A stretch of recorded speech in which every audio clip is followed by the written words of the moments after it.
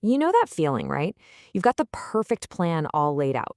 Maybe it's a family vacation, a huge product launch, or even just a simple weekend project. Everything's mapped out. And then, bam, life happens. See, the one thing every plan has in common is that it's going to run into the unexpected. But what if you could actually get ahead of it? Well, today we're going to dive into exactly that, how to master the art of risk. I mean, that really is the billion-dollar question, isn't it? How do you plan for something you can't see coming? Whether you're trying to pull off a massive music festival or, just get a project done on time, uncertainty is always there. It can feel kind of impossible.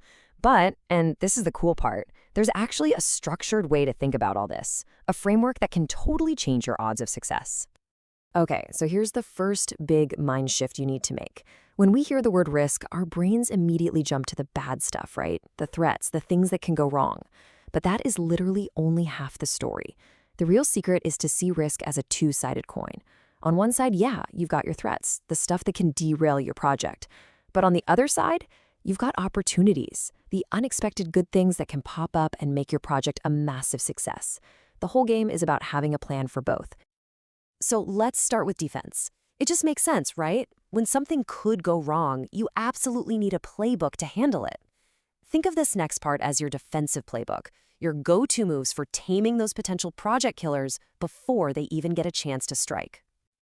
And what's so great about this framework is that it boils everything down to just 5 simple but really powerful strategies. Seriously, for pretty much any negative risk you can think of, you've got 5 core options. You can escalate it, avoid it, transfer it, mitigate it, or just accept it. So let's break down what each of these actually means in practice. Okay, first step, escalate. Look, sometimes a problem is just, it's too big for you or your team. It's outside your control. Let's say you're organizing that local music festival and suddenly there's a nationwide transport strike. You can't fix that, right? The smart move, the only move, is to escalate it. You pass it up the chain of command to someone with more authority, a sponsor, a program director, someone who can actually tackle it at that higher level. All right, next up is maybe the most direct strategy of all. Just avoid the threat, get rid of it entirely. So if your star performer has a reputation for flaking out at the last minute, well, that's a massive risk. The avoid strategy is simple. Don't even take that risk. Change the plan. Book a more reliable headliner and boom, the threat of a no-show is completely gone. Problem solved. Okay, another powerful option is to transfer the risk. Now, this is interesting. It doesn't actually make the problem go away, but it basically shifts the financial pain to someone else. The classic example here is, of course, insurance. You pay a premium, and if, say, a freak hurricane forces you to cancel your festival, the insurance company is the one that covers the massive financial loss, not you. You've successfully transferred that financial hit. Then there's mitigation, and this one is all about damage control. You're taking proactive steps to either make a threat less likely to happen or just less painful if it does. I mean, you can't stop it from raining on your festival, right? But you can absolutely mitigate the impact. You rent extra tents, you put down temporary flooring so everyone doesn't end up in a giant mud pit. You're not eliminating the risk, but you're seriously reducing the pain. And finally, our last defensive move is to simply accept a risk. But hang on, there are 2 very different ways to do this. First, there's active acceptance. This is where you see the risk, you acknowledge it might happen, and you prepare. You set aside a contingency fund, extra time or money, specifically to deal with that problem if it shows up. Then there's passive acceptance. This is basically just saying, yeah, we see it, but we're not going to do anything about it right now. You just agree to live with the risk and hopefully keep an eye on it. All right, we've talked a lot about defense. That's crucial. But now for the really fun part. Let's flip that coin over, because the exact same kind of structured thinking can be used for your offense, for seizing those unexpected moments of good fortune that can turn a good project into an absolutely legendary one. So let's get into the offensive playbook. And get this, it's like a parallel universe. The strategies for opportunities perfectly mirror the ones we just saw for threats. You can escalate, exploit, share, enhance, or accept a positive risk. This right here, this is your offensive playbook for making sure the good stuff actually happens. So let's kick off with the most aggressive move on the board, exploit. Think of this as the complete opposite of avoiding a threat. With this one, you do everything in your power to guarantee a huge opportunity happens. That world-famous band happens to be in town during your festival? You don't just hope, you exploit that opportunity. You pay whatever it takes, you move mountains, you get them on your stage as a surprise act. You force it to happen. Now, just like you can transfer a threat, you can share an opportunity. This is your go-to move when an opportunity is just too big or maybe too complex for you to handle all on your own. I mean, you could try to manage all the drink sales at your festival yourself, or you could team up, form a joint venture with a major beverage company. They bring the expertise, the resources, the whole shebang, and you both share in the profits. It's a classic win-win. Next up is enhance, and I love this one. It's the positive twin of mitigation. Instead of reducing the bad, you're boosting the good. You take action to increase the chances or the positive impact of an opportunity. So you landed that surprise band, right? Awesome.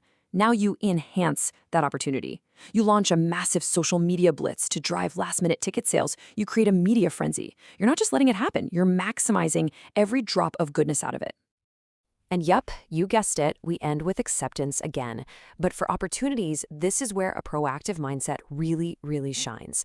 Passive acceptance is, well, it's just hoping for the best, crossing your fingers. But active acceptance, that's about being ready to pounce. You might earmark a part of your budget specifically so you can jump on an unexpected opportunity, like a last-minute artist becoming available or a chance to snag some discounted equipment. You're ready to say yes when luck strikes. Okay, so we've got our defensive playbook for threats and our offensive playbook for opportunities. That's awesome for dealing with individual risks. But how does this all fit into the big picture? Let's zoom out for a second and see how these tactics actually shape your entire project strategy. And this is so important to grasp. These aren't just little one-off decisions. We're talking about choices that can define the entire direction, the very fate of your project. Think about it. If the overall risk profile is just overwhelmingly negative, too many huge threats, then an avoid strategy might mean pulling the plug on the whole project. And on the flip side, if you see a massive overall opportunity, an exploit strategy could mean totally reinventing the project to be even more ambitious. This all leads us to a really key piece of jargon. But don't worry, it's super simple. It's called a contingent response strategy. Sounds fancy and complicated, right? It's not. All it is your plan B. That's it. It's a specific action plan that you've already figured out, and it's just sitting there, ready to go. You only pull the trigger and execute that plan if a certain risk, good or bad, actually occurs. It's the absolute definition of being prepared, not just reacting in a panic. Whew, we have covered a ton of ground here, from the nitty-gritty tactics to big picture strategy. So let's bring it all home and boil it down to the key takeaways you need to walk away with to become truly risk-ready. All right, if you remember nothing else, remember these 3 things. First, reframe your entire mindset around risk. It is not just about threats, it's also about opportunities. It's 2 sides of the same coin. Second, have a playbook.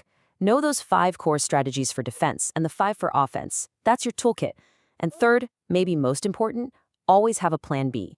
For the big stuff, the really significant risks, you need to have your contingent response worked out before you're in the thick of it. Look, at the end of the day, we can never completely eliminate uncertainty. It's a fundamental part of doing anything ambitious or worthwhile. But here's the thing, we don't have to be victims of it. What this whole framework shows us is that with the right mindset and the right playbook, we can meet uncertainty head on. We can even turn it to our advantage. So uncertainty is guaranteed. Your preparation is not. The only question left is, what's your next move?